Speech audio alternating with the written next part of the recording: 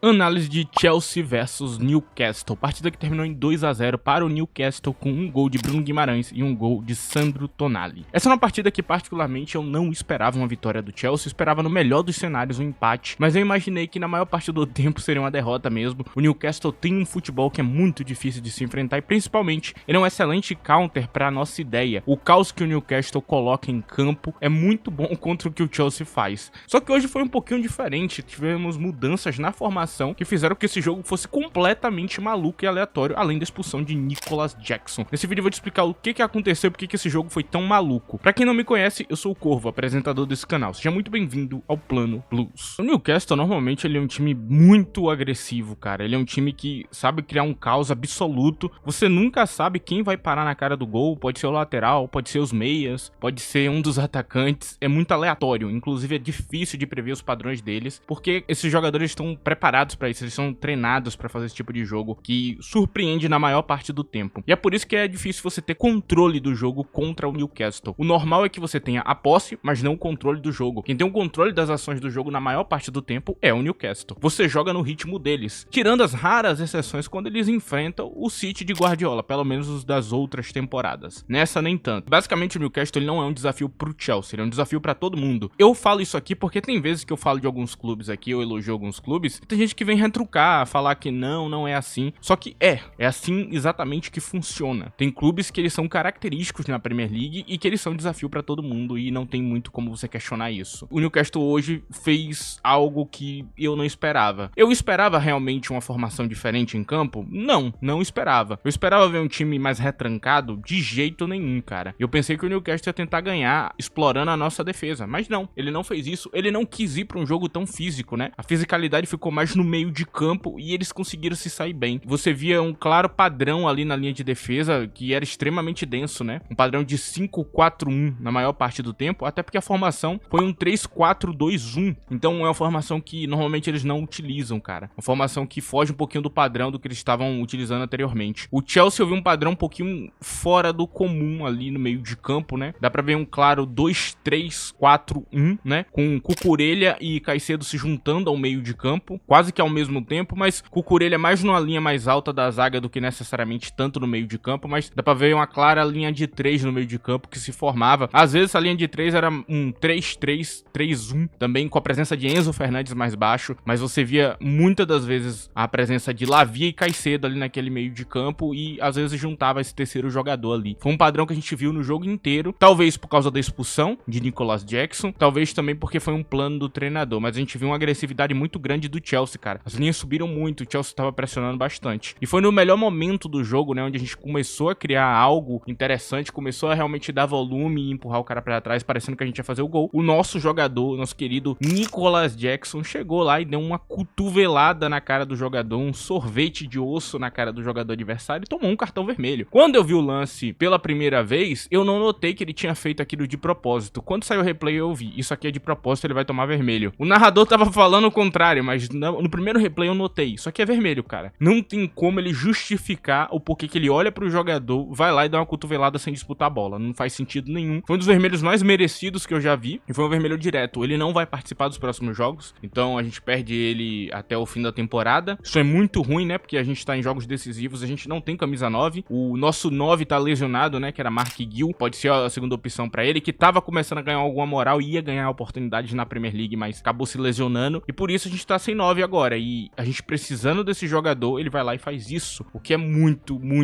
negativo. E aí começou uma narrativa, né? Pô, o Chelsea com 10 tá jogando melhor. E aqui eu vou te explicar o que aconteceu. Eddie Howe, ele tinha um plano, ele tinha uma ideia. E a ideia era muito na casa da reatividade, dar campo pro Chelsea e contra-atacar ele. Dar campo e tirar o espaço. Você dá campo e tira o espaço. Então, a gente não tinha espaço pra dar um chute objetivo no gol. Não tinha. E o jogo inteiro não teve. A gente tinha volume de jogo no segundo tempo. Porque a gente teve volume. Agora, grandes chances? Não teve. A gente tem uma grande chance no jogo, a gente tem 0.62 de XG. Eu deixo isso aqui bem claro, porque tem muita gente confundindo estar com a bola no pé com estar ganhando, estar com a bola no pé com estou com vantagem, jogamos bem. Não é assim que funciona. Esse é literalmente a pior merda que existe nessa época atual de futebol moderno com posse de bola. É o pior discurso de todos, é o discurso que é mais nojento de todos, que é o discurso de se eu tenho uma posse de bola eu fui melhor em campo. E não é. Esse é o discurso do perdedor, esse é o discurso de Arteta, né? Que ele veio chorar lá porque, nossa, ele teve o controle das ações do jogo. Ele teve mais XG que Luiz Henrique, mas ele perdeu. Ponto final. Ele não foi objetivo. Ele pode culpar os jogadores dele que perdeu o gol na cara, ou ele pode culpar ele mesmo que a posse dele não foi objetivo o suficiente. Então, esse discurso de fracassado, que é um discurso de fracassado mesmo, não tem o que falar, é terrível. Ele é horrível mesmo. Porque o Chelsea teve a posse da bola, mas objetivamente, a gente não fez nada. Objetivamente, os contra-ataques que o Newcastle tava tendo eram muito perigosos. Tanto que o Newcastle gerou mais XG que o Chelsea. Não é à toa isso aí. Então a gente tem um controle do jogo, o que é impressionante com 10 jogadores, mas não é nada demais, porque a gente não produziu nada de realmente grande com isso. Foram muitos cruzamentos, várias jogadas que não acabavam em nada. E sinceramente, cara, eu detesto quando isso se torna uma narrativa positiva, porque não é positivo. É muito negativo, cara, que você tenha o controle da posse da bola e que você não torne ela em algo objetivo. Então, o Newcastle, ele ganha merecendo e muito, porque ele foi extremamente objetivo, e o Chelsea não. O Chelsea não teve nenhuma objetividade. Eu diria que o Newcastle hoje tinha até chance de fazer mais, só que contou com alguns lances meio bizarros dos jogadores do Newcastle. Eles tinham a oportunidade de fazer mais e eles não fizeram. Barnes meio abaixo, talvez por estar no lado errado do campo, né? Ele é melhor no lado onde tava Gordon. Gordon também não tava legal, não tava tentando encarar nenhum duelo. Claro, ele tava num duelo muito forte contra Caicedo. Caicedo é muito forte, mas ainda assim ele não tava sendo o mesmo jogador. Parecia que os jogadores estavam jogando com muita segurança, né? Tentando manter a defesa. E esse plano de segurança que o Newcastle teve hoje funcionou, mas acabou atrapalhando, porque com 10 homens o Chelsea não foi pressionado. E isso pode criar aquela impressão que a gente jogou muito bem, mas não. Foi o Newcastle que jogou mal mesmo. Assim, o Newcastle fez um jogo abaixo do que normalmente ele entrega. Ele podia ter feito mais. Mas parecia ser um plano do treinador. Eu acho que o treinador deles não tava esperando a expulsão. E sem esperar a expulsão, ele não sabia o que fazer. Porque ele montou um plano hoje pra fazer uma coisa. Essa coisa foi executada até o final. Eles acabam ganhando. Mas não é o mesmo Newcastle que a gente conhece. O Newcastle que enfrentava a gente com uma ideia bem mais ofensiva, tentando ser bem mais objetivo ali, tentando manter mais um controle do jogo, tentando subir linha às vezes, né? Em alguns momentos do jogo. No segundo tempo não teve, né? Só no primeiro tempo. E, cara, o jogo tava maravilhoso no primeiro tempo. Eles fizeram um gol, a gente começou a atacar, o ritmo começou a subir. Aí o Newcastle ia lá e atacava também, tinha um pouco da posse da bola e pressionava. Aí ficava um tempo o Newcastle, depois vinha o Chelsea, aí o Chelsea vinha com contra-ataque. Tava legal. Até a expulsão. Depois da expulsão, isso prejudicou o Chelsea e o Newcastle, que não sabia o que fazer. Porque eles não tinham planejado jogar contra 10 jogadores e sim contra 11. E isso é super interessante, cara, porque eu vi que Eddie Howe tentou resolver o problema, mas não deu. Continuou problemático o Newcastle porque ele treinou pra jogar desse jeito. E treinou pra jogar nas fraquezas do Chelsea. Tudo que eu apontei como fraqueza nos outros vídeos, ele foi atrás de tentar aproveitar nesse jogo, se você prestar atenção, né? A linha densa no meio de campo, a linha densa na parte de trás pra tirar nosso espaço de chute, pra tirar as bolas entre as linhas, o contra-ataque bem preparado ali pra aproveitar a linha de 3 que vai ter um lado exposto do campo. Se você notar, tá tudo bem preparado pra isso, cara. E a gente nota que Isaac, por exemplo, não conseguiu nenhuma bola objetiva hoje, muito por culpa de quem tava atrás. Quem tava atrás não conseguiu produzir esse lance pra ele, que quase sempre consegue. Então é um jogador que acabou ficando um pouquinho pra trás do que ele faz normalmente. Mas ele jogou bem o jogo, não vou falar que ele jogou mal não. Ele fez a parte dele, pelo menos. E é um jogo estranho. É um jogo estranho, assim, em vários aspectos. Eu diria que o meio de campo deles foi extremamente dominante, cara. Nosso meio de campo é bom, mas o deles também, cara, é excelente. O meu Lavia hoje, pela primeira vez na temporada inteira de que ele entrou, ele sofreu com o time, né? Ele que normalmente é o cara que aguenta qualquer pressão. Ele, inclusive, tava melhor que Caicedo a temporada inteira nesse quesito, né? No jogo de contra-pressão. Lidar com a pressão do adversário. Hoje ele sofreu com isso. Ele recebeu a pressão e não soube o que fazer em alguns momentos. E gols saíram disso. Algumas jogadas interessantes surgiram disso. Vários momentos perigosos surgiram disso. Também no nosso goleiro, né? Fazendo alguns passes estranhos. Os jogadores marcados. O Newcastle aproveitou muito essa parte, né? Tava muito postado pra isso. Apesar do jogo abaixo de alguns jogadores. O Newcastle foi muito bem, cara. O Newcastle dominou o jogo do início ao fim. E manteve o controle do que ele precisava controlar, né? Que é o ritmo do jogo na parte ofensiva do Chelsea. Que é não deixar o Chelsea criar uma jogada. Você pode dizer que é por causa da expulsão e que se tivesse ele em campo seria diferente. Eu também penso um pouco nisso, né? Eu acho que poderia ter sido um empate, né? Mas eu acho que talvez seria a mesma coisa. Ou talvez seria até pior. A gente ia começar a subir o ritmo, dar espaço e a gente tomou um contra-ataque e ia tomar 1, 2, 3 gols, sabe? Porque parecia que tava muito bem planejado pra essa parte. Então, resumidamente, é isso, cara. O Chelsea perdeu, merecendo perder, não tem o que falar. O Newcastle foi um time melhor, não vem com essa narrativa, ela é feia. A gente tá sendo mal perdedor quando a gente fala isso e foi legal. O Chelsea conseguiu se manter de pé com 10 jogadores. O plano tava minimamente funcionando até a palhaçada que o nosso jogador fez, cara. E assim, é um jogador que tem seus defensores, tem sempre uns malucos aí com chapéu de alumínio falando que ele é um absurdo de bom. Até hoje eu não vi esse absurdo de bom. Eu vejo um jogador com talento. Conversando um pouco sobre Nicolas Jackson, cara, a atitude dele, ela é bizarra, mano. Tipo assim, vamos lá. Botman é um jogador legal, eu gosto dele, eu acho ele da hora. E ele é um jogador, cara, que ele tem um perfil de ficar mais calado em campo. Eu não vejo ele provocando os outros, eu não vejo ele brigando. Eu vejo os outros zagueiros do Newcastle fazendo isso. Eu já vi outros zagueiros do Newcastle fazendo isso várias vezes. Ele não faz muito isso não, cara, é bem difícil ele fazer isso. É um cara que é muito controlado em campo, mais calado, então eu não acho que ele tenha provocado o Jackson em algum momento do jogo. Eu não acho que ele tenha feito qualquer coisa pra arrumar uma briga. E mesmo que tivesse feito, não é justo ele fazer o que ele fez hoje. Então, não tem desculpa, assim, não tem o que eu falar, porque é um jogador que, cara, quase nunca arruma problema, que do nada tomou uma cotovelada do cara que enlouqueceu, velho. E aí vem uma coisa chamada de autossabotagem, cara. Eu acho que ele sabotou a gente hoje. Eu acho que ele viu que o jogo era difícil e, sei lá, mano, enlouqueceu, falou, vou tomar um vermelho aqui e vou embora. Parece isso, cara. Não faz sentido, velho. Eu não consigo acreditar que aquilo ali foi normal. Não é possível, cara, que ele fez aquilo ali, cara. Eu não consigo acreditar. Um comportamento tão ridículo, tão patético que, sei lá, velho. Cara, ele foi lá e agrediu um cara pra tomar um vermelho e ir embora do jogo.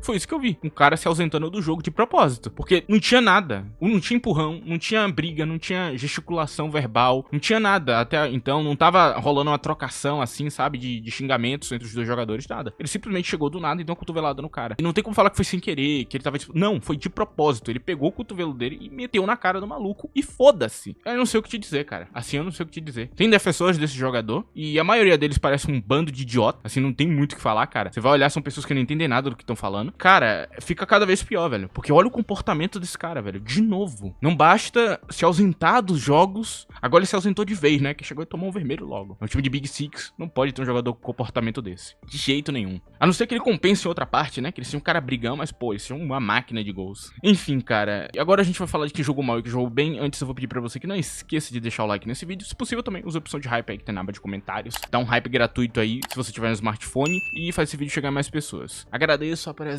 de todos. Ah, e se você quiser ter um contato maior comigo, me siga no meu Twitter, @ddcorvo. Inclusive, comentei esse jogo lá. Falei, inclusive, do momento. Fiquei realmente muito pistola quando ele tomou vermelho. Agora, falando sobre quem jogou mal e quem jogou bem, cara. O Newcastle tava estranho hoje, cara. Bem esquisito mesmo, porque tinha alguns jogadores jogando bem mal. Vou começar por quem jogou mal. Eu não gostei da partida de Gordon. Não gostei da partida de Barnes. Não gostei da partida de Char, que normalmente é o melhor zagueiro deles, né? O protagonista da zaga. E eu também achei Livramento hoje um pouquinho abaixo do que normalmente ele entrega. Então, foi uma partida, assim, bem negativa desses jogadores em específico, cara. Foi uma partida bem estranha. O goleiro deles trabalhou bastante, então já começo os elogios aqui por Pope. Gostei. Foram boas defesas, boas mesmo, assim, defesas muito boas. Achei que ele fez um papel fundamental ali. Na zaga, você pode achar que o melhor zagueiro é outro, mas não é. É Botman. Botman teve uma leitura maravilhosa, principalmente no primeiro tempo, quando a gente tinha atacantes ali, cara, ele tava tirando tudo, velho. Posicionamento perfeito. Foi incrível, inclusive eu comentei dele um pouco no Twitter, né? Eu falei um pouco dele, porque, cara, assim, a leitura desse cara, o posicionamento, a técnica dele, as habilidades físicas também, é uma mistura de algo muito bom, cara. Ele, assim, ele é muito acima da média. Ele é um jogador que ele parece comum, mas ele não é, cara. Ele é muito, muito bom mesmo, assim, tipo, a inteligência de zagueiro de elite, assim,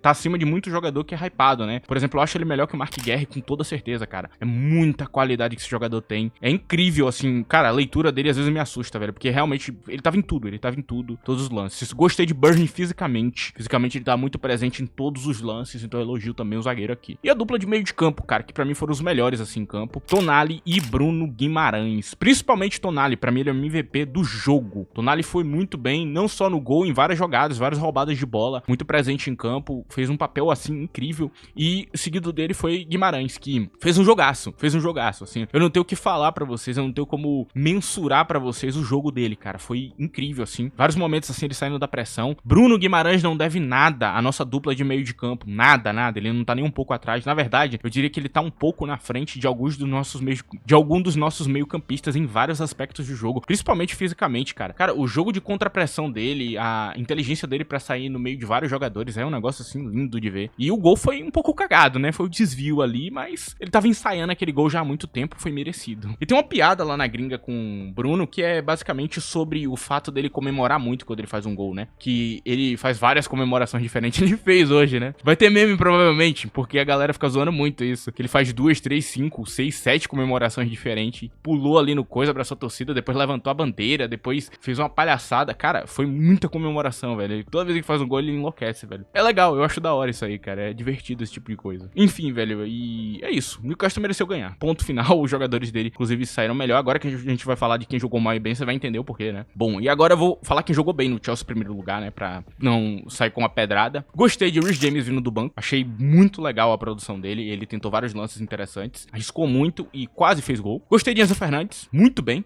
mesmo. Assim, adorei o equilíbrio dele entre descer pro meio de campo e ir pro ataque, e ele foi um dos melhores ali. Gostei muito do Moisés Caicedo, lateral invertido, mais uma vez, incrível, assim, o duelo físico dele, assim, na lateral é muito bom, cara, 1v1 dele é poderoso demais, todo mundo tem medo de enfrentar ele foi muito bem. E por último, Chalobah na zaga, cara, assim, Chalobah deu aula na zaga. Cara, que leitura boa, assim, do outro lado tinha um cara que tava lendo bem as jogadas, desse lado a gente tinha outro. Cara, incrível a leitura dele, cara, muito acima da média, e também várias jogadas, assim, ele saindo da pressão, pô, vários jogadores em cima dele, ele controlando a bola, tira pra um lado, consegue tirar a bola, cara, é incrível. Não só uma capacidade técnica com drible, como o bom uso dela, o bom posicionamento, a inteligência pra achar o espaço certo, pra tirar a bola da pressão, pra fazer um passe inteligente, um passe que ligue o ataque. E teve um momento mesmo que ele rouba uma bola ali no meio de campo e já gera um contra-ataque, que se tivesse uma transição melhor, se tivesse mais jogadores em campo, né, se não fosse 10, eu acho que teria saído um gol, mano. Incrível, incrível, assim, um jogo muito difícil e ele não se ausentou, subiu de nível, foi impressionante. E aqui eu falo um pouco sobre Coil, cara, porque tem uma galera que talvez não entenda como é que funciona as coisas. Você tá no time de Big Six, você vai cobrar muito de um jogador. Você tá no time grande. A não ser que você seja um torcedor que quer muito pouco, foda-se o nível do jogador, você só gosta dele e você vai defender de qualquer jeito porque ele veio da base, tudo bem, você pode ir pra essa linha. Mas eu não sou. Eu não sou palhaço também. Esse jogador, ele foi colocado como um dos melhores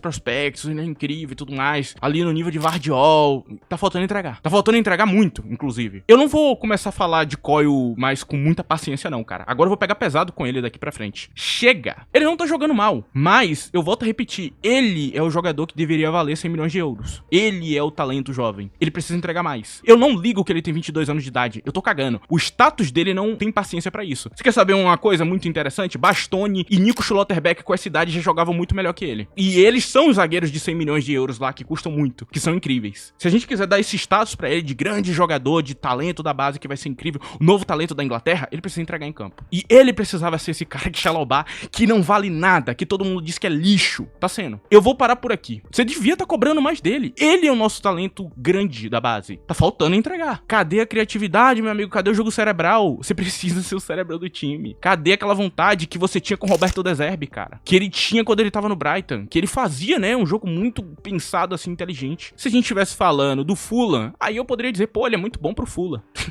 Mas não é o Fulham. Isso aqui não é o Fulham. Ponto final. Agora eu falo de quem jogou mal o jogo. Não gostei do jogo de Romeu Lavia. Não gostei de Madueke hoje. Não gostei de Pedro Neto. Achei o jogo ruim. Robert Sanches. Não curti muito. Os passes dele deixou a gente em perigo. Os atacantes do Newcastle tivessem um dia melhor, cara, teria sido muito complicado aquela situação ali que a gente viveu. Por último, o MVP negativo do jogo, Nicolas Jackson. Ele prejudicou tanto o Chelsea quanto o Newcastle, que todo mundo ficou perdido quando ele foi expulso. Ninguém entendeu nada. E é isso. Muito obrigado, Jackson, por protagonizar uma sabotagem ao seu clube. Obrigado por estragar a partida. Agradeço, como sempre, né? Um gênio. Vai lá e agrediu o jogador adversário do nada. Não sei pra quê. O resto fez os seus papéis em campo, mas teve muita gente sofrendo hoje, cara. O jogo foi complicado, cara. O jogo foi muito complicado mesmo. Já tô falando demais. Vou terminar o vídeo por aqui. Agradeço a presença de todos. Muito obrigado. Obrigado a você que deixou o like, que ajudou o vídeo de qualquer maneira. Muito obrigado mesmo. É isso. Tchau.